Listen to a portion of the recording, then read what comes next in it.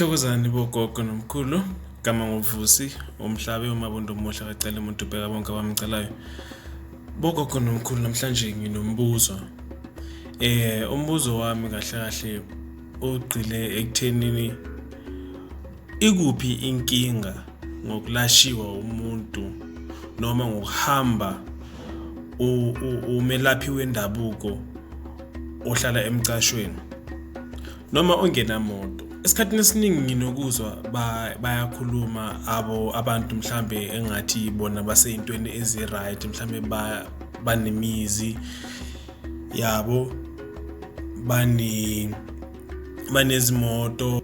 Ikuphi inkinga ngokuthi uhambe umuntu noma ngaba inyanga, umthandazi, sangoma isihlala emchashweni noma mhlambe isingenayo imoto? Into engizibuza yona ukuthi uzolashiwa imoto yakhe uma ugula noma mhlambe uzobaleka nemali yakho.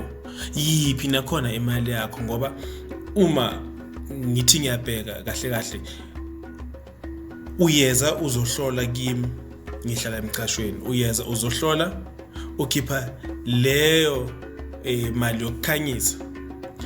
Uma uceda ukhipha imali yokukhanyisa bese ke lapho ke siyahlola then siya-check ukuthi kwenzakalani emva kwalokho. Mhlambe kungaba ney'nsebenzo ekumele uzithole, futhi kuphuma kuwe ukuthi wena lezo iy'nsebenzo uyazithola, uyazifuna noma awuzifuni na, noma uzodlulela phambili uyohlola futhi mhlambe abantu bazi babe i-3, yabo. So inkinga ikuphi ekuthenini hayi lo usemchashweni, hayi lo akanamoto mhlambe enhle, lona mhlambe akanamfazi? Because manje ungahamba uyohlola or noma uye kumthandazi noma inyanga, uhamba nomngane wakho noma isihlobo sakho noma indoda yakho noma umfazi wakho. Ungashiya imali yakho yokuhlola, uhlolelwe, uthi ungaceda ukuhlolelwa bese uyaphuma uyahamba udedela abanye. Noma mhlambe ungathola insebenzo uhambe uyosebenza. Kokucala mhlambe inkinga angiboni ukuthi isekuthenini umuntu uhlala emchashweni, mhlambe kusuke ukuthi awumthembi lo muntu yakuye uyofuna usizo kuye. Then umbuzo oba sekuthenini, how do you ever decide to go to a person that you don't even trust? Uyayibona njani lento?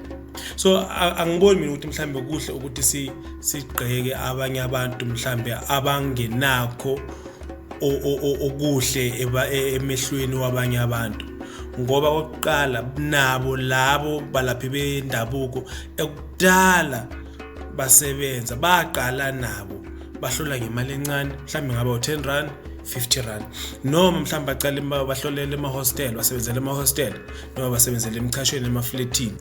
Angiboni sikhona isidingo sokuthi sigqeke, ngoba uma ufuna usizo angicabanga ukuthi mhlambe ungaze uthi lapha kuhle lapha kukho kuhle, nanoma ungaya esibhedlela. If mhlambe you afford ukuthi uye private hospital, then you can go to the private hospital. But then if you can't go to the private hospital, then you go to the government or the public hospital and then see if you can get help there.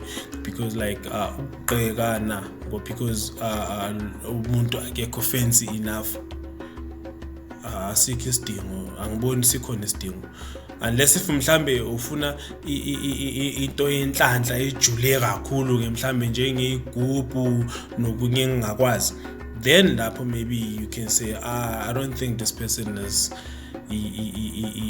inhlanhla or mhlambe ngeke angikwazi ukuthi angincede. Kodwa if mhlambe like ufuna ukulungisela idalwa zakho, ufuna ukugeza amabhadu akho, izichitho zakho, umsamo wakho nje, yonke into mhlambe ufuna ukulungisela inkinga zakho, idliso, there's no need for wena ukuthi ubheke omunye umuntu ukuthi uclean kangakanani, muhle kangakanani, akekho muhle kangakanani, because there's no need. Bese ngithi mangidlule lapha bafethu, because ngiyengizwe nje bathi uma uhlala emchashweni, maybe like how can umuntu uhambe inyanga noma umthandazi uhlala emchashweni, maybe uzobaleka nemali yakho, like yiphi imali? Because inika la teka famba inika uyanginika imali ngikunika insebenzo zakho iphelela lapho. Igama nguVusi Mabunda, umhlaba Mabunda omuhla kacela umuntu ubheka bonke abamcela. Bengicela bese bogogo wena uma wazi ukuthi mhlambe awukakaze usubscribe kule channel, cela bese uyasubscribe kule channel then bese ke ushaya ni notification button sizokwazi ukuthi mhlambe every time mas upload ama videos anjengalawa bese nawe uyathola ukuthi usizakala bese kulindela enye video elandelayo. Ngiyabonga kakhulu.